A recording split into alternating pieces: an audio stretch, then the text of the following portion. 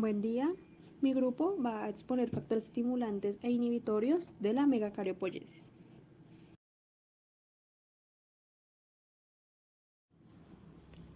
Bueno, empezaré hablando sobre la megacariopoyesis. Esta pues es el proceso por el cual las células madre hematopoyéticas se diferencian dando lugar a un tipo celular que es denominado megacariocito. De este megacariocito se van a originar las plaquetas circulantes. Entonces el proceso megacariopoyesis se caracteriza por la endorreduplicación del ADN, la maduración y la expansión del citoplasma celular, además de obviamente la liberación de las plaquetas circulantes. Cuando hablamos de megacariopoyesis, hablamos del proceso de diferenciación de la línea megacariocítica, y trombopoyesis es el proceso de liberación de plaquetas a partir del citoplasma del megacariocito maduro. Ambos procesos se llevan a cabo en la médula ósea, aunque algunos autores dicen que se puede dar también en el pulmón, que es uno de los sitios donde ocurre la trombopoyesis, y se postula que es un sitio importante para la liberación de las plaquetas en la sangre.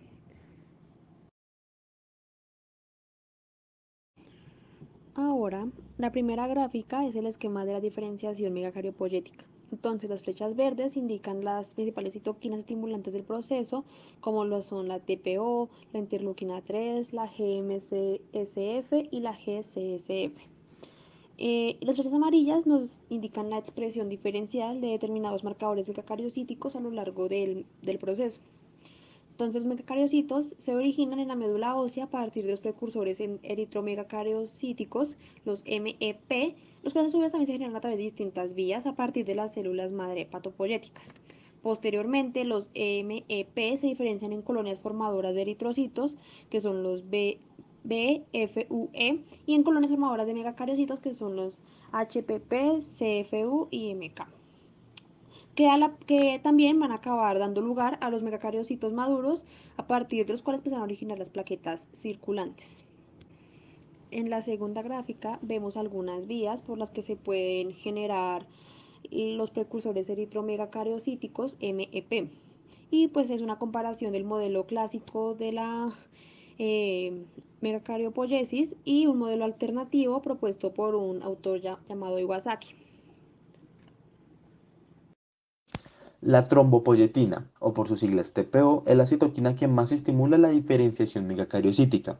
La TPO es necesaria desde las primeras etapas de la hematopoiesis hasta la maduración del megacariocito y su posterior liberación en las plaquetas.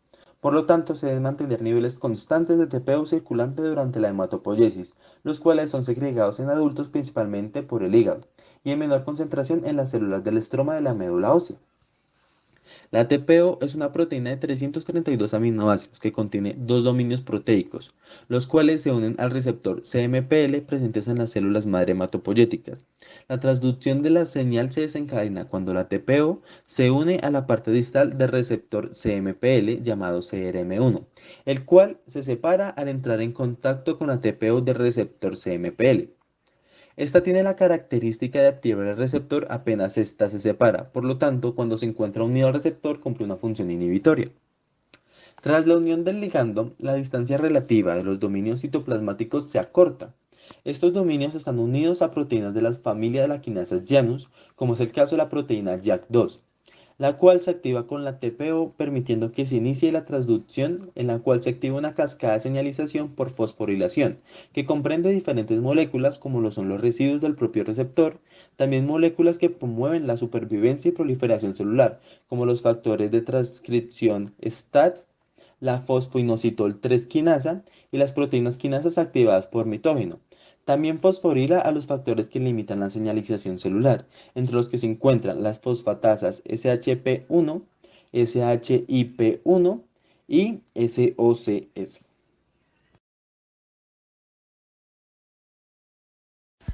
En cuanto a la megacariopoyesis independiente de trombopoyetina, actualmente se sabe que además de la trombopoyetina existen otras señales extracelulares que contribuyen a la megacariopoyesis in vivo. Así, los ratones deficientes de trombopoyetina o en su receptor, a pesar de tener solo un 10% de megacariocitos en su médula ósea con respecto a un ratón silvestre, sobreviven y además no presentan hemorragias espontáneas porque tienen el mismo número de plaquetas circulantes que los ratones silvestres. Estos datos sugieren que debe de haber una serie de reguladores de la megacariopoyesis diferentes a la trombopoyetina que por sí mismos mantienen la hemostasis. Se han descrito al menos 4 vías de regulación de la megacariopoyesis independientes de trombopoyetina. Primero tenemos al receptor GP130. A este receptor se le unen unas proteínas de la familia de la interleuquina 6, lo que provoca la homo o heterodimerización del receptor. Estos dímeros se unen a alguna proteína de la familia de las quinasas Janus, las cuales desencadenan la respuesta que consiste en la activación de los factores de transcripción Signal Transducer and Activator of Transcription por un lado, y por otro lado la activación de la ruta de las MAPs. Siguiendo con Notch, se han descrito 3 mecanismos donde este juega un papel relevante en la megacariopoyesis. Primero, la expresión de ligandos de Notch en el microambiente de las células madre hematopoyéticas puede inhibir la diferenciación eritropoyética. Segundo, el dominio intracelular de Notch tiene un efecto inhibitorio de la eritropoyesis mediante la inhibición de las proteínas JNK. Y tercero, Notch inhibe la diferenciación de la vía eritro-megacariopoyética por la supresión de la actividad del gen GATA1, que es un factor de transcripción esencial para el desarrollo de este proceso. El receptor de NMDA, receptor de N-metil de aspartato o receptor NR, se trata de un receptor tipo glutamato con un elevado nivel de expresión en la membrana plasmática de los megacarioblastos. El glutamato y su coagonista, la glicina, activan al receptor NR, lo que abre canales de calcio, incrementándose su concentración en el citoplasma. Este calcio activa la calmodulina y las quinasas dependientes de calcio-calmodulina, que activan a su vez a la proteína quinasa C y al receptor no dependiente de tirosina quinasa SRC. La proteína quinasa C actúa después a través del gen GATA1 y SRC promueve la proliferación y la diferenciación de los megacariocitos. SDF1, factor 1 derivado de células estromáticas y FGF4, factor de crecimiento fibroblástico 4. Estos reguladores desencadenan la respuesta uniéndose al receptor CXCR4.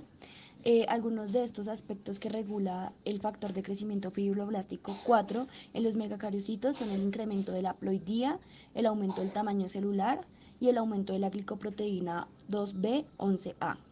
Por otro lado, el factor 1 derivado de células estromáticas dirige a las células HSCS hacia precursores megacariocíticos durante el desarrollo fetal y parece provocar una migración de estas células desde el micronicho osteoblástico hasta el nicho 1 vascular.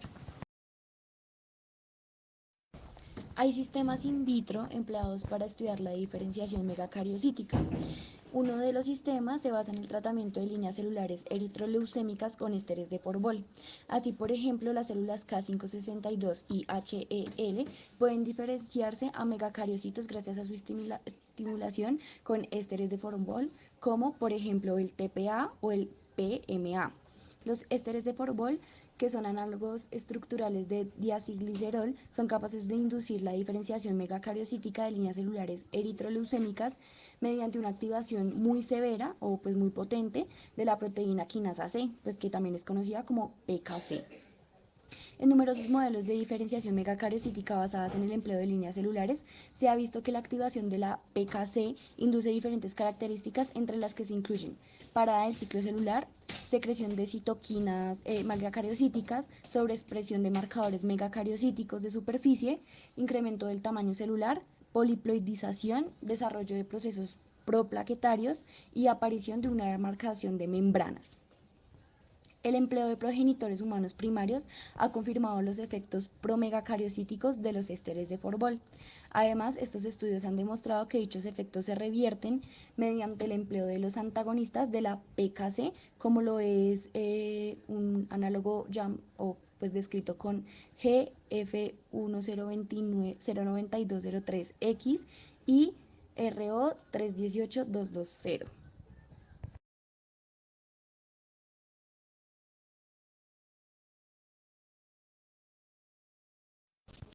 La familia de las proteínas serina treonina quinasa PKC están constituidas por al menos 12 isoenzimas diferentes en función de sus propiedades, tanto bioquímicas, farmacológicas y pues estructurales. Estas 12 isoenzimas se dividen a su vez en tres grupos. Las PKCS clásicas, que se activan de manera dependiente del calcio y del DAC. Las PKCS, que son las novedosas, dependientes del DAC, pero independientes del calcio. Y por último, las PKCS atípicas independientes de DAC, pero pues estas sí son dependientes del calcio. Este último grupo, o sea, las PKC atípicas, se caracteriza además por no responder a la estimulación con esteres de Forbol. Por lo mismo, en células K562 se requiere la activación sostenida de la ruta de señalización RAF-MEC-ERK mediada por las PKC para la iniciación de la diferenciación megacariocítica. Múltiples isoenzimas de la PKC poseen la capacidad de activar la ruta RAF-MEC-ERK, en particular alfa, beta, E, epsilon y sigma. Además, el PMA induce la translocación de las isoformas alfa, epsilon y zeta desde la fracción sistólica hasta la fracción de la membrana.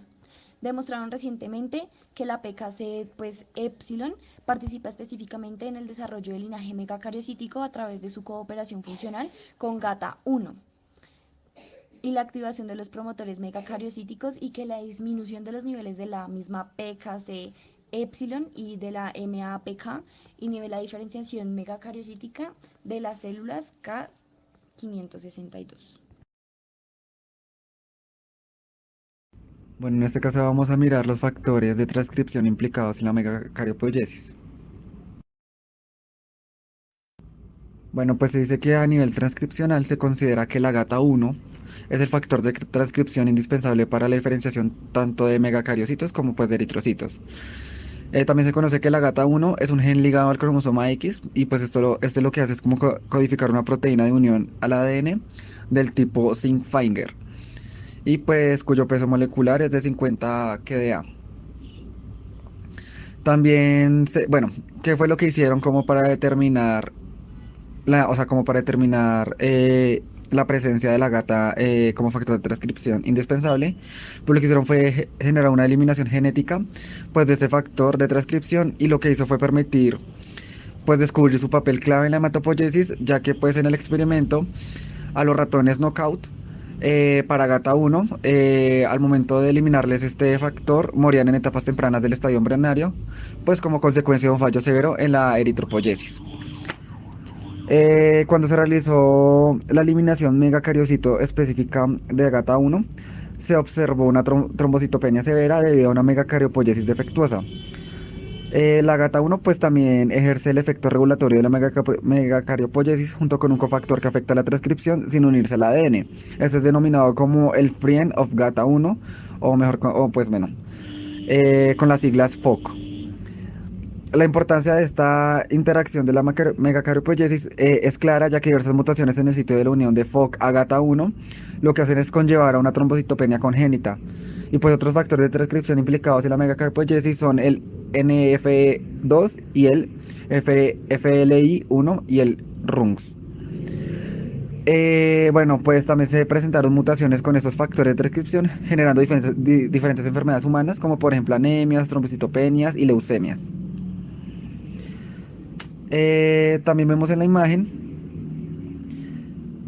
Pues bueno, en la parte superior de la imagen de la derecha vemos con flechas las citocinas y las quimiosinas más importantes, que pues activan el proceso de maduración y diferenciación de los megacariocitos.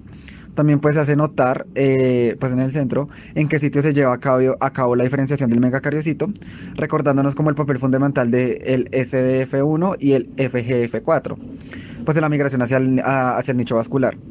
Y pues ya en la parte inferior lo que vemos son los marcadores de superficie de acuerdo con la etapa de maduración de los megacariocitos.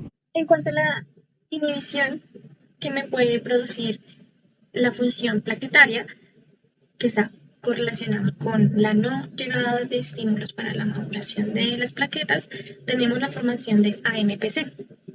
Esta se puede ver inhibida, como vemos en la imagen, por las prostaglandinas PGI2, PGE1 y PGD2.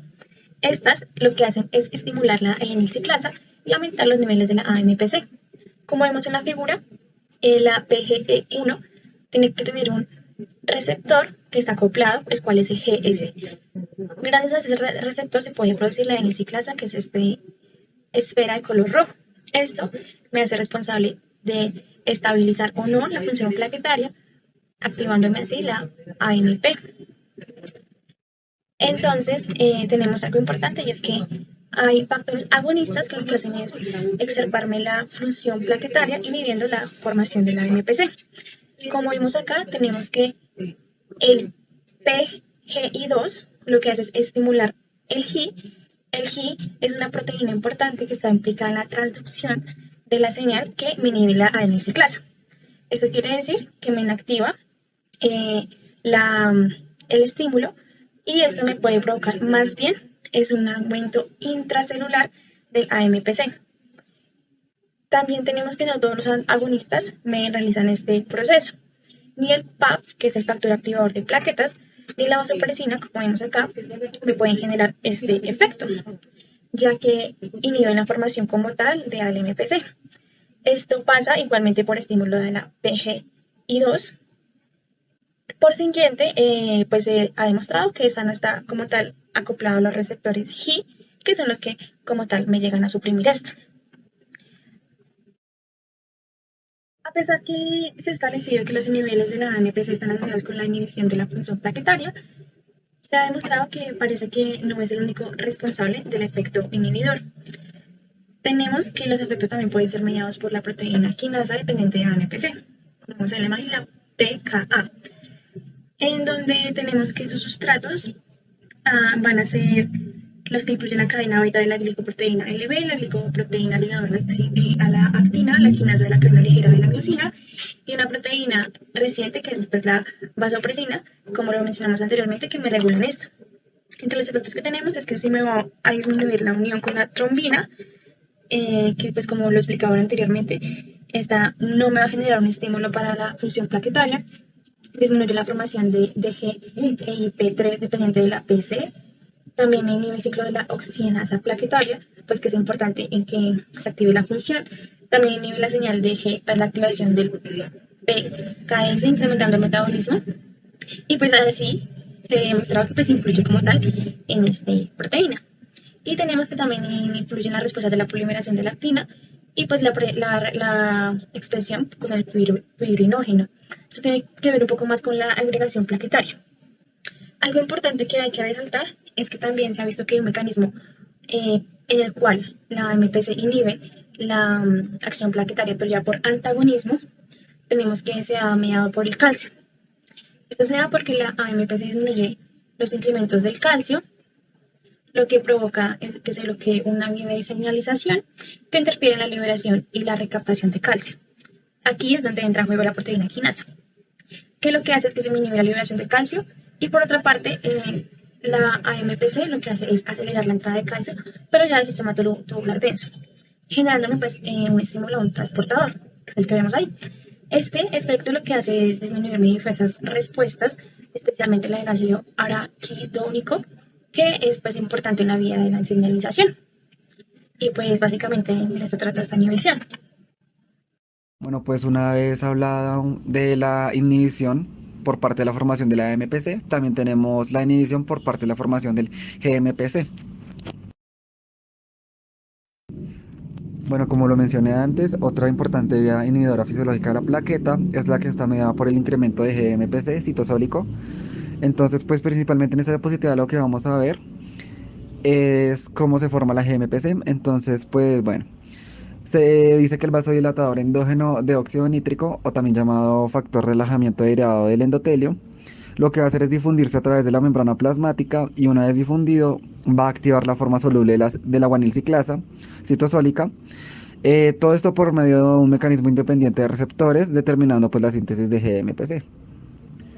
Bueno, también se dice que este segundo mensajero probablemente media en la inhibición de la plaqueta, activando la proteína quinasa dependiente de GMPC, o también conocida como la PKG.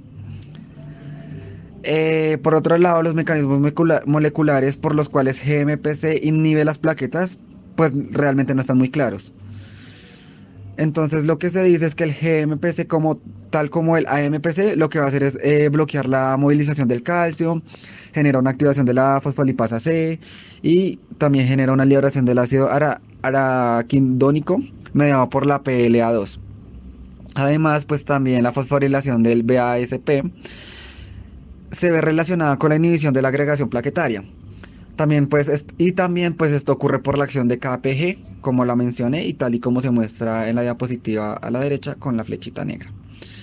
Bueno, también por otra parte, pues se ha referido que el incremento de los niveles de GMPC retrasa la degradación del AMPC.